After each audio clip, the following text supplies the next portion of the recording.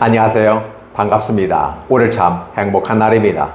하나님께서 저와 여러분의 가정에 준비하신 하나님의 은혜와 평안이 넘쳐나기를 예수님 이름으로 축복합니다. 마가복음 9장 1절로 13절에 있는 말씀을 중심으로 중간평가 후 죽음의 여정을 준비하시는 예수님, 이런 제목으로 말씀을 나누고자 원합니다. 오늘 설교를 시작하기에 앞서서 마가복음 전체를 한번 훑어보는 것도 좋을 것 같습니다. 마가복음 1장 1절에 이렇게 말씀합니다. 하나님의 아들 예수 그리스도의 복음의 시작이라 라고 말입니다. 그리고 8장의 중간평가를 하게 되죠. 결국은 7장까지의 모든 모습을 통해서 내가 보여줬던, 설명해줬던, 맛을 보았던, 직접 체험해 보았던 그것을 기초로 해서 너희는 나를 누구라고 생각하느냐라는 부분이었습니다. 그러니까 시작에서는 하나님의 아들로서 복음의 시작이다라고 표현하고 이것이 내가 너희에게 증거할 목표다라고 목표 설정이 되는 것입니다. 이미라도 그분은 존재 자체가 하나님이시지만 인류를 생각해보면 복음이라고 하는 부분 속에서 이분은 우리에게 내려오셨다라는 것입니다. 그렇다면 인류에게 하나님의 선물을 주실 때는 어떠한 것을 주실 것인가? 좋은 것을 주시는데 과연 중요한 것은 내가 너에게 준다고 해서 너희가 받을 때 기쁘게 받는다면 좋겠거니와 만약에 거절한다면 하나님의 나라가 너에게 임하지 않을 거다 라고 하는 부분 속에서 너희가 어느 집에든지 들어가면 그가 너에게 청하여 드리면 그에게 복을 빌고 너는 거기서 머물러라. 물론 내가 들어갈 때 그가 거절한다면 신발의 먼지를 털어버림으로써 너와 복음은 상관이 없다라는 것을 가르쳐주는 내용도 우리는 지나가 보았습니다. 이런 것들을 생각해 보면 바로 중간평가라고 하는 부분은 하나님의 아들로서 인류에게는 그분 자체로서는 하나님의 아들이지만 인류에게는 복음이라고 하는 선물로 우리에게 주셨고 이것이 모든 보고 듣고 경험하고 맛본 사람들은 그들의 입에서 주는 그리스도시요 살아계신 하나님의 아들입니다라는 고백을 해야만 한다는 사실입니다. 이게 중간평가의 최종 100점 만점 정답지입니다. 그래서 베드로는 그렇게 얘기했어요. 물론 베드로 자체가 실력이 준비되었느냐? 그렇지 않다는 것을 오늘 우리 본문에서 알 수 있습니다. 베드로가 주는 그리스도시요 살아계신 하나님의 아들입니다라고 표현한 것은 하나님이 너에게 이 말을 주셨기 때문에 네가 그 말을 할 수 있었던 것이다. 그래서 최종적인 부분 속에서 불합격 처리를 해야 되지만 그러나 베드로가 그 말을 한 것 그 자체마저도 하나님의 은혜로 평가되고 하나님의 은혜로 패스가 된 것이다. 12제자 중에서 베드로 하나가 패스가 되므로 남은 12제자가 패스가 된 것처럼 느껴지게 되는 것입니다. 그래서 중간평가는 사실은 완벽한 모습은 아니지만 비스무리하게 하나님 우리에게 주시고 전달해주는 100%의 모습을 인류에게 전했을 때 어떻게 인류가 받고 반응할 것인가라는 부분이에요. 그래서 그 정답이 주는 그리스도십니다. 살아계신 하나님의 아들이십니다. 즉 하나님의 아들로서 메시아의 사명을 감당해 왔기 때문에 그분은 왕으로 오셨고 대제사장으로서 그 기능을 멜기세덱의 반차, 즉 아론의 반차가 아니라 멜기세덱의 반차를 쫓는 제사장으로서 대제사장이 1년에 한 번 성전에 나가서 대성전 즉 지성소에까지 나아가는 일들이 있었는데 바로 그런 일들을 함으로써 진정한 복음이 되어져서 그동안 가로막혔던 휴장이 갈라지는 역사를 통해서 새로운 길을 열어갈 것이다 라는 것을 일러주는 겁니다. 그러니까 결국은 하나님의 아들 복음의 시작이라고 하는 이 부분은 바로 그리스도 메시아라는 이 부분이 중간평가에서 언급이 되어야 되는 것이고 언급이 된 다음에 그로 말미암아 앞으로 메시아의 삶의 여정, 사명의 여정, 죽음의 여정들이 어떻게 풀어갈 것인가를 일러주게 되는 것입니다. 그래서 메시아라는 단어를 그리스도라는 단어를 씀으로써 앞으로 예수께서 십자가에 죽으시고 3일 만에 살아나야 된다는 사실을 분명하게 1차 고지를 하고 있는 것입니다. 이것이 중간평가의 모습이었습니다. 그리고 난 다음에 이제 또 새로운 모습으로 국면을 전환하면서 어떻게 그리스도가 이제 사역을 감당할 건지에 대해서 얘기를 해요. 그렇다면 베드로 혼자서 주는 그리스도시요 살아계신 하나님의 아들입니다라고 표현했지만 베드로가 온전하지 못했다는 사실을 오늘 본문에서는 얘기하고 있는 것이죠. 자, 이렇게 표현합니다. 또 그들에게 이르시되 내가 진실로 너에게 이르노니 여기 서 있는 사람 중에는 죽기 전에 하나님의 나라가 권능으로 임할 것을 볼 자들도 있느니라. 이 질문이 대단히 중요합니다. 여기 서 있는 사람 누가 있을까요? 여기 사는 사람 중에는 그러니까 다수가 있고 그 중에 몇 사람이겠죠. 그러니까 제자들 중에서 몇 사람은 하나님의 나라를 볼 것이다 라고 얘기하는 거예요. 권능으로 임한다. 파워로 하나님의 전적인 나타나심이라. 그러니까 성경을 해석을 할 때 쓰러지고 넘어지고 이러한 그러한 것에 대한 어떤 것이 아니라 하나님의 나라가 어떻게 임하는데 그것은 그냥 임하는 것이 아니라 하나님의 전적인 능력에 의해서 임하는 것인데 그거를 12 제자 중에서 3사람은 볼 것이다 라는 것이 뒷부분에 가서 나타납니다. 왜냐하면 6세 후에, 엿새 후에 6일 후에 예수께서 베드로와 야고보와 요한 이 세 친구들이 바로 예수님과 함께 높은 산에 올라갑니다. 그 높은 산을 다른 말로 우리는 변화산상이라고 표현하게 됐죠. 그럼 그 왜 변화산이었을까요? 예수님이 그 높은 산에서 올라가서 변화되어졌어요. 그러니까 우리는 쉽게 변화산 이렇게 표현하기도 하는 것입니다. 근데 주님께서 이 마가복음은 단촐하게 아주 담백하게 표현합니다. 그냥 변형됐다라는 표현을 쓰게 되는 것입니다. 그래서 그 모습을 진짜로 보니까 너무 빛났잖아요. 광채가 나는데 사람이 빨래하는 그것과 같이 비교할 수 없이 매우 희었다라는 표현을 때 영어에서는 brilliant라는 말을 써요. dazzling이라는 말을 써요. 이게 반짝반짝반짝 휘황찬란한 표현입니다. 옷에서 빛이 난다는 것은 어렵습니다. 이 조명이 저한테 비춰서 이 옷이 조명바를 통해서 나가게 되는 겁니다. 그렇죠? 그런데 주님 자체 안에서 발광 자체가 납니다. 발광하는 그 옷들을 입잖아요. 연예인들이. 그래서 컴컴한 옷을 꽝꽝꽝꽝 하면서 반짝반짝반짝하는 옷을 발광하는 옷을 입습니다. 그런 옷과도 또 비교할 수 없는 것이죠. 왜냐하면 예수님이 입은 세마포 하얀 옷이잖아요. 두루마기 형태로 된 이런 것들이 바로 생활 복장이니까 그렇게 빛이 날 리가 없잖아요. 그런데 변화된 모습 가운데 새롭게 썩지 아니할 모습, 즉 썩어질 모습 가운데 육체를 담고 있는 세마포 옷은 일상의 옷이기 때문에 그게 빛이 나지 않아요. 그 옷이 때로는 우리의 이불이 되기도 하고 그렇다 보니까 잘 털어버서 그냥 몸을 보호하고 안전하게 이끌어가는 거예요. 근데 주님께서 변화된 모습은 전혀 다른 모습이에요. 썩어지지 아니할 몸을 담고 있는 겁니다. 그러다 보니까 썩어지지 아니할 몸이 얼마만큼 휘황찬란하게 빛나는지 앞으로 주님의 존재감이 어떻게 드러날지를 사람이 입은 옷으로도 감당할 수가 없어서 그 안에 빛이 나는데 그 빛이 그 옷을 뚫고 나오는데 마치 의의 세마포 옷같이 느껴진다는 사실입니다. 그러니까 오늘 저와 여러분들에게 처음 열매되신 예수께서 나중 열매된 저희에게 우리에게 이 말씀을 듣는 저와 여러분들에게 선물을 주시는데 의의 세마포 옷을 입혀주신다는 거예요. 썩지 아니할 몸으로 변화시켜 주신다는 것입니다. 첫 열매라고 하는 부분은 이렇게 샘플링이 됩니다. 이 샘플링은 나중에 그렇게 된다는 거예요. 예수님이 변화된 것처럼 우리도 변화된다는 말이에요. 예수님이 변화됐다는 건 썩어질 육체를 갖고 있어요. 그래서 썩어질 육체를 가졌기 때문에 예수님이 십자가에서 못 박혀 죽으시는 장면도 나오게 되는 것입니다. 그러나 변화된 모습은 어떻게 된다? 죽지 않는 모습이다. 썩지 않는 모습이라는 사실을 얘기해 주고 있는 것이죠. 우리에게 이런 놀라운 역사를 주시는 겁니다. 그러니까 하나님의 나라가 권능으로 임한다라고 하시는 것은 바로 예수 그리스도 자체로 말미암아 하늘로부터 모세와 엘리야가 내려오는 사건 속에서 세벌이 프리토킹하는 거예요. 토론하고 있는 겁니다.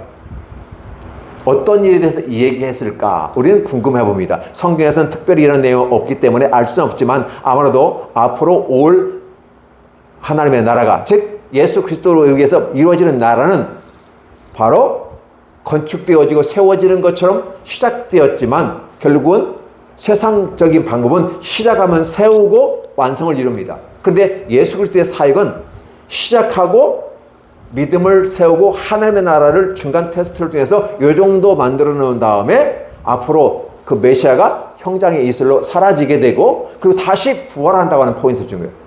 그러니까 어떻게 돼요? 죽음을 주님이 이야기하니까 제자들이 상당히 두려워하고 무서워하고 당황합니다.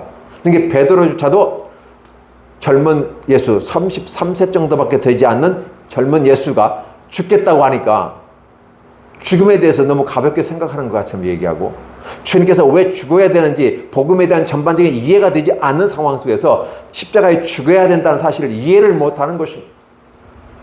구약 성경을 더 알았더라면 앞으로 대제사장이 와서 한 사람이 죽어서 수많은 사람이 구원을 이루는 것은 바로 도피성에서도 마찬가지예요. 도피성에도 그때 당시에 대제사장이 죽으면 도피성에 들어왔던 사람들이 해방되는 것처럼 대제사장이 죽어야만 되는 것입니다. 그래서 많은 사람들은 대제사장이 죽기를 기도할 수밖에 없어요. 대제사장이 빨리 돌아가셔야 바로 우리가 자유를 입고 우리 집으로 갈 수 있어. 이런 개념을 설명한 바가 있습니다.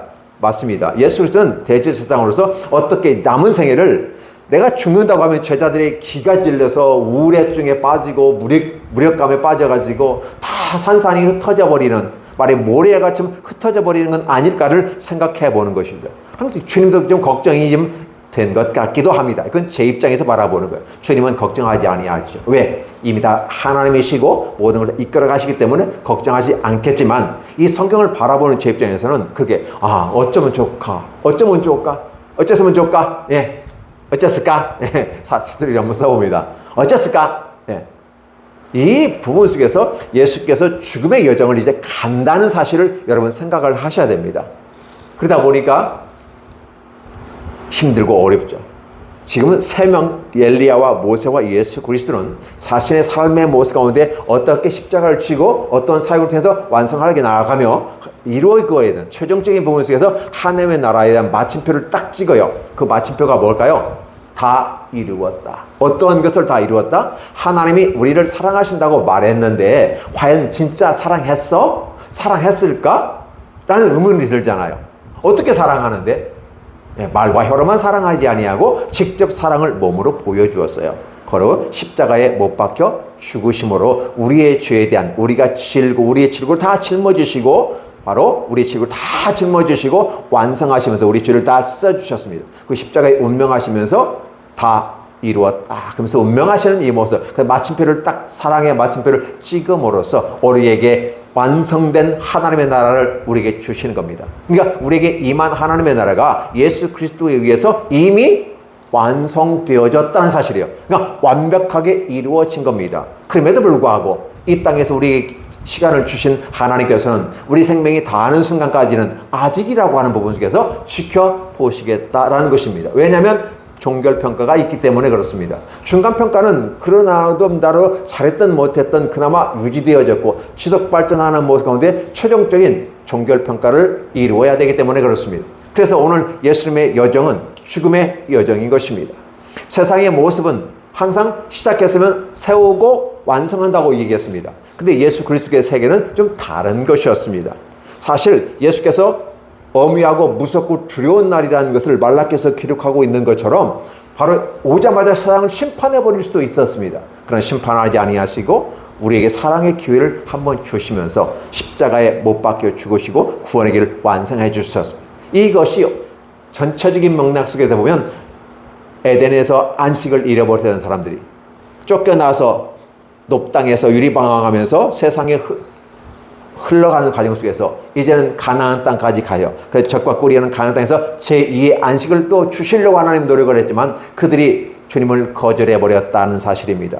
그 때문에 그 땅에서 완벽하게 그 땅을 차지하지 못하고 지금까지 더 이스라엘 땅에서 전쟁이 일어나고 있어요. 이미 저 땅은 다 누가 차지해야만 했습니까? 이스라엘이 차지해야만 했던 것입니다. 그러나 그들은 믿음이 없었고 믿음의 전쟁을 하지 못했은 것입니다. 그러면 결국은 어떻게 돼요?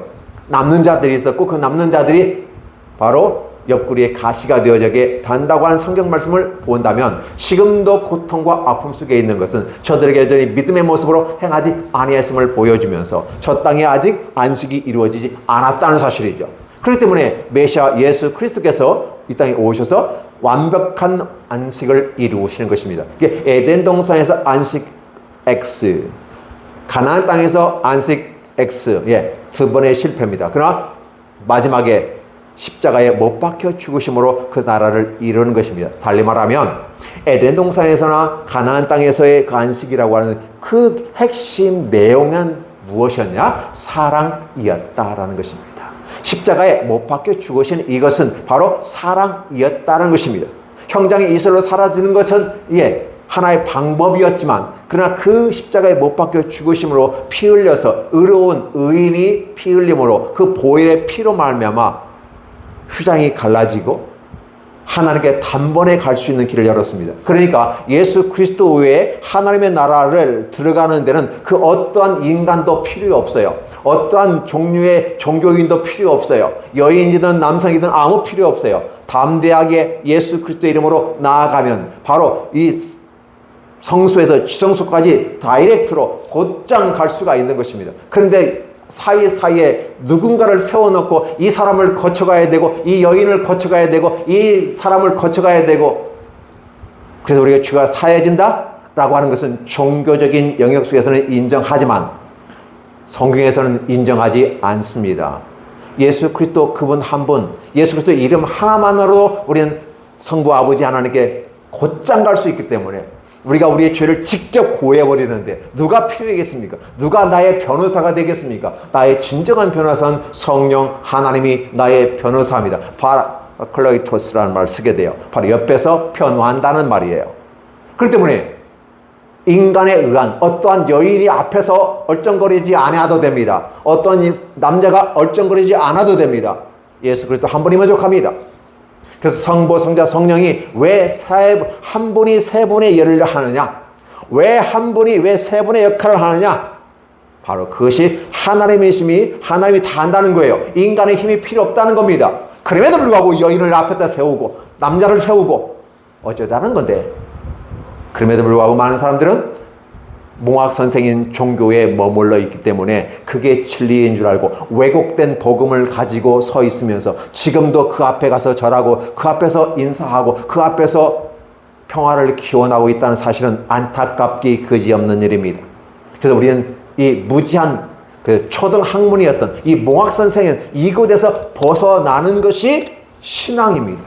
여전히 많은 사람들은 이 몽학 선생에 묶여 있어요. 근데 제가 지금 몽학 선생과 초등학문에 머물러 있다는 이 말조차도 이해하지 못하는 경우가 있어요. 왜? 가르치지 않으니까. 가르치면 자신들의 오류가 발생하니까. 그럼 더 이상 종교로서 의미가 없어지기도 하고 자신들의 파워와 힘을 거기서 끄집어내는데 힘의 근원이 거기 있는 것으로 얘기하고 왜곡된 모습으로 얘기해야 되는데 많은 사람들이 깨닫게 되면 마틴 루터처럼 깨닫게 되니까 존 칼빈처럼 깨닫게 되니까 그렇죠? 예. 그래서 종교 개혁가들이 이제 일어났던 것을 기억하신다면 여러분들은 성경대로 믿고 구원받는 것이 좋을까요? 사람이 만든 규칙과 왜곡된 복음으로 만들면 여러분들을 어그하고 얽매이고 붙잡아두려는 쇠사슬랑이라고 그러죠? 체인, 이 마치 수갑같이 여러분의 발목을 붙잡고 손목을 붙잡고 있는 것. 그래서 나는 천국에 가고 싶은데 결국은 인간의 규례와 규칙에 의해서 가지 못한 이런 모습은 아닌가를 돌이켜보아야 되는 것입니다. 주님께서 왜 십자가에 못 박혀 죽으셔야만 하십니까? 왜 주님께서 다른 사람의 어떤 도구로서 어떤 것이 필요했다면 세례 요한 정도는 그 첩경을 준비하는 거기 때문에 세례 요한이 앞에서 앞으로 오실 메시아가 어떻게 오시고 어떻게 죽을지를 미리 샘플로 보여주시고 직접 예수께서 그 다음에 그 길을 걸어가시는 걸 볼 수 있어요. 이것이 보여야 됩니다. 이게 보여야 성경이 제대로 보여지고 성경을 익혀지고 주께서 말씀하시는 것이 내게 어떻게 다가오는지를 이해하게 됩니다. 그런데 말입니다. 여러분들이 예수 믿고 구원받는 이 길에 대해서 시기 질투하는 이들이 있습니다. 우리는 그걸 어둠의 자식들이라고 해요. 누가 어둠의 자식인지 구체적으로 얘기하지는 않겠습니다. 여러분이 잘 생각해 보시기 바랍니다. 여러분이 예수님 믿고 예수님으로 말미암아 구원받아서 하나님께 곧장 갈 수 있습니다. 근데 거기에 이 곧장 가는 이 길에 다른 걸 자꾸 집어넣어요. 다른 걸 집어넣고 이것을 통과해야만 돼. 이걸 통과해야만 돼. 이걸 통과해야만 돼. 이것을 거쳐가야만 돼. 이 사람을 통해서 거쳐가야 돼. 이 사람을 통해서 가야 돼. 여러분 기억해 주세요. 그건 종교라고 말했습니다. 잡다한 것이 제거돼야 됩니다. 우리가 언어를 사용할 때 말을 전달하는데 목적을 가지고 언어를 사용할 때 언어에 군더더기 말이 있어요. 군더더기 말은 빼도 의미가 통하고 오히려 그걸 빼므로써 정확한 의미가 전달됩니다. 그런데 군더더기 말을 쓰는 것처럼 하는 것이 바로 종교로 제가 비유해 드립니다. 잘 생각해 보시죠. 예수 그리스도 한 분 십자가에 못 박혀 죽으시고 그래서 3일 만에 부활하겠다는 이 주님의 메시지가 이루어짐으로 다 이루었다, 완성했어, 마침표를 찍었는데도 불구하고, 다 이루었는데도 불구하고 뭐가 부족해서 그 사이에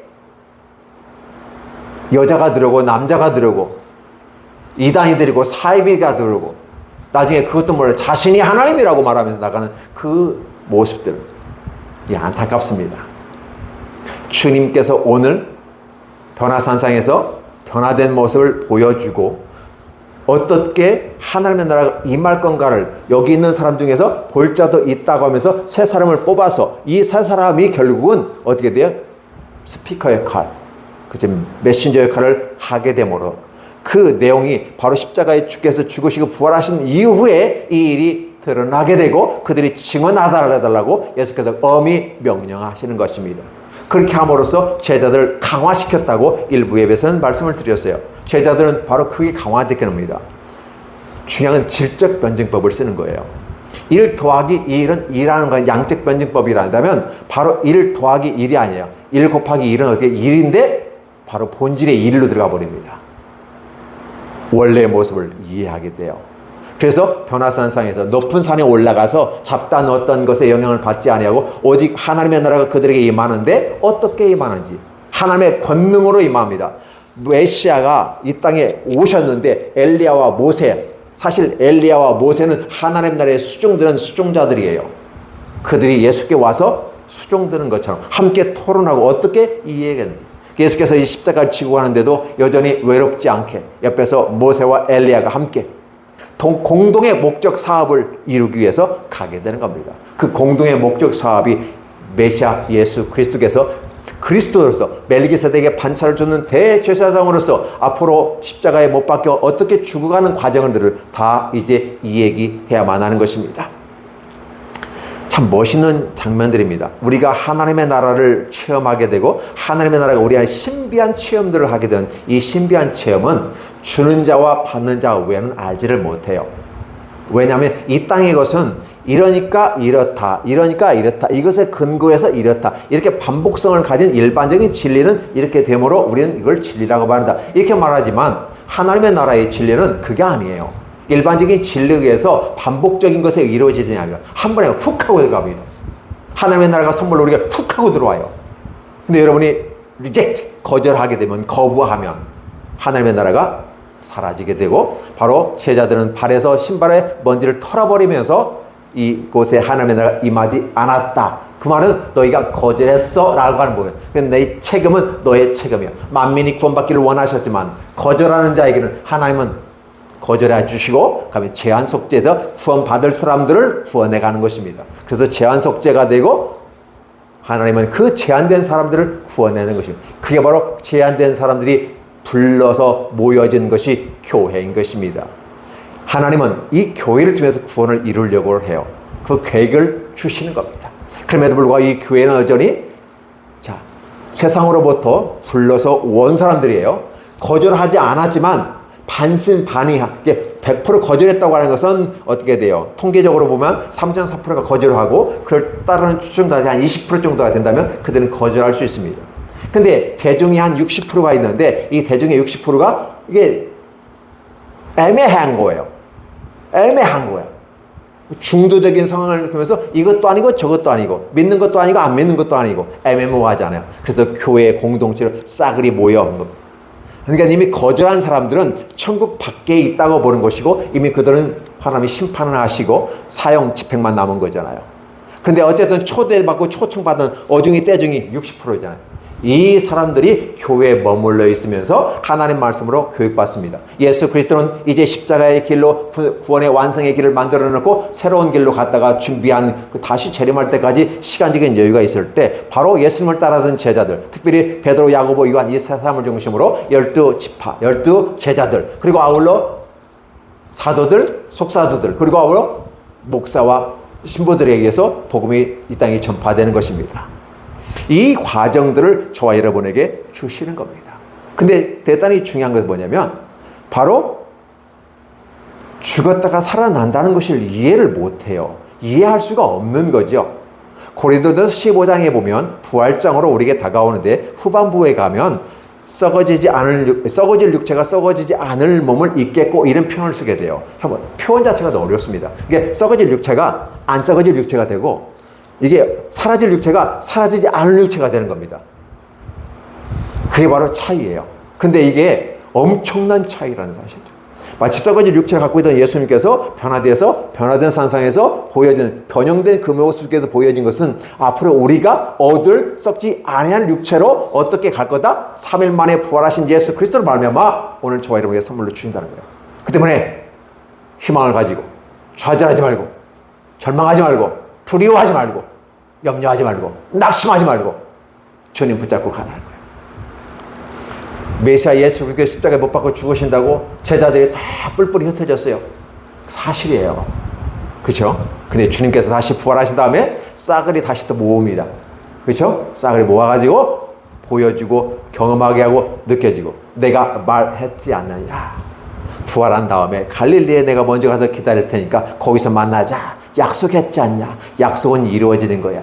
세상에는 약속은 깨지는 게 약속이라고 말하지만 하나님의 나라에서 약속은 이루어지는 게 약속이다. 그러니까 똑같은 약속이라 할지라도 세상의 약속은 깨지기 위해서 만든 게 약속이라면 하나님의 나라는 깨어지지 않는 게 약속이라. 왜 그 약속이 깨어지지 않습니까? 하나님의 절대적인 능력과 권능으로 임하면서 그의 사랑이 뒷받침되기 때문에 깨지지 않아요. 인간에게서는 사랑을 기대할 수 없어요. 이미 사랑은 다 사라져버렸으니까. 사랑을 기대하는 것조차 어려워요. 어떤 사람들은 결혼하면 행복할 거라 말합니다. 결혼이 행복을 위해서 가는 것은 분명하지만 거기는 행복이 없어요.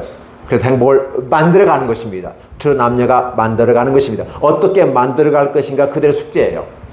그렇다면 그 어떻게 만들어갈 것인가를 샘플로 우리에게 주신 분이 있어요. 바로 메시아 예수 그리스도시에요. 그래서 예수 그리스도 십자가에 못 박혀 죽으시고 다시 사람으로 남으로써 우리의 샘플이 되고 우리 가정의 구주가 되시고 그래서 그분이 우리의 하나님이 되시고 우리를 이끌어 가시는 이 모습 가운데 가정을 온전히 사랑으로 만들어가는 것이 어떠세요? 제가 여러분에게 이런 레파토리 쭉 하는 것처럼 쫙 펼쳐나갔습니다. 주님은 중간 평가 후에 제자들 앞에서 자신이 십자가의 길을 걸어가야 되는 이 상황에 죽음의 고통의 길을 걸어가야 될 그 참호와 그래서 제자들도 좀 격려하고 세워야 되면서 또 자기는 자기 나름대로 힘들고 어렵잖아요. 아무리 예수님이라도 썩어질 육체를 갖고 있는 입장에서는 십자가에 못 박혀 죽는다는 게 얼마나 고통스러운지 아시잖아요. 그러니까 어디요? 제자들도 세워야지 자기 고통도 해야지. 참 주님은 마음이 참 하나님이시지만 참 무거웠겠다. 힘들었겠다. 믿음도 차지 않고 지금 달아서 정량 미달인 것 같은 이 제자들을 데리고 어떻게 하나님의 나라를 세워갈 것인가? 이 제자들에게 모든 걸 맡겨놓고 내가 갈 만할 정도의 이들이 믿음에 올라왔을까? 고민할 수도 있습니다. 더구나 십자가라고 너무 그래서 이 잔을 할 수만 있으면 내게 옮겨달라고 주님께서 하나님께 기도하잖아요. 눈물로 기도합니다. 눈물이 기도하는데 그 땀방울이 핏방울이 되도록 여러분 기억해 주세요. 땀방울이 핏방울이 되는 것은요. 훈련을 지나게 했을 때 아무리 해도 피가 안 나옵니다. 근데 땀방울이 핏방울이 되게끔 기도했다는 이 말 한마디 속에 포함된 게 뭔지 아세요? 눈물은 주님의 피였어요. 주님도 하기 싫었어요. 십자가에 치고 싶지 않았어요. 아무리 사랑이라 할지라도 하고 싶지 않은 게 십자가였어요. 그럼에도 불구하고 아버지와 주신 약속이잖아요. 하나님의 약속은 변함이 없어요. 깨어지지 않아요. 완성됩니다. 이루어져야 됩니다. 그러니까 이리 말하죠. 내 원대로 마옵시고 아버지 원대로 되기를 원합니다.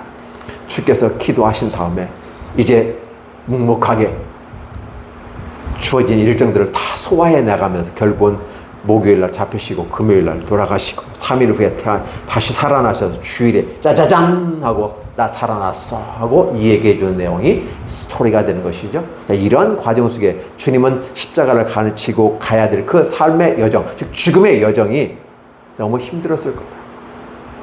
여러분이 힘들고 어렵습니까? 주님보다 힘든 사람이 있습니까? 괴롭고 낙심됩니까? 주님처럼 낙심되는 분이 계십니까? 희망이 없습니까? 주님처럼 희망되는 죽음으로 향해 가고 있는데 주님보다는 여러분의 주어진 삶은 그렇게 혹독하지는 않을 겁니다. 주의 십자가의 모습 속에서 한번 여러분의 삶을 비교해 보시고 주님의 핏방울이 되는 그 눈물, 땀 이런 것을 한번 생각하면서 내가 얼마만큼 땀을 흘려야 되고 얼마만큼 눈물을 흘려야 되는지를 생각하면서 십자가에 완벽하게 이루어지는 주의 사랑이 이루어진 것처럼 오늘 이 말씀을 듣는 저와 여러분들에게 그대로 표현되기를 원합니다. 중간평가 마친 후에 완벽하게 성숙도 되지 않는 이 제자들을 이끌고 어떻게 남은 하반기를 이끌어갈 것인가를 생각하며 주님은 죽음의 여정을 가고 있습니다. 하나님의 나라가 임하는 엘리야와 모세가 임한 것처럼 오늘도 우리에게 그렇게 보여주었다면 100% 믿고 따라가야 하지 않을까요? 그럼에도 불구하고 거절하신다면 말 그래도 신발에서 먼지를 떨어버리는 것처럼 하나님 나라와 관계없는 자로서 인치신다면 그것은 저주이고 재앙이고 화가 되는 것입니다. 그런 일이 여러분에게 없기를 소원하며 오직 주께서 주신 말씀에 아멘하고 아멘하고 아멘하며 따라가선 아름다운 모습이 되기를 예수님의 이름으로 축복합니다. 기도합니다.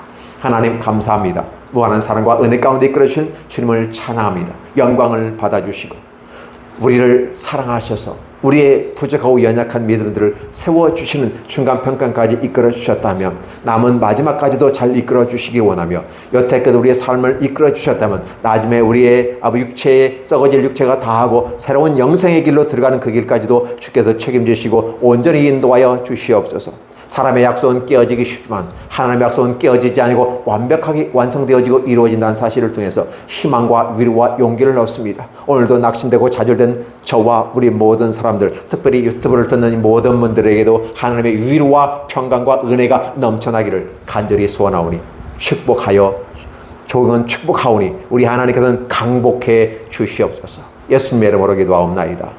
아멘.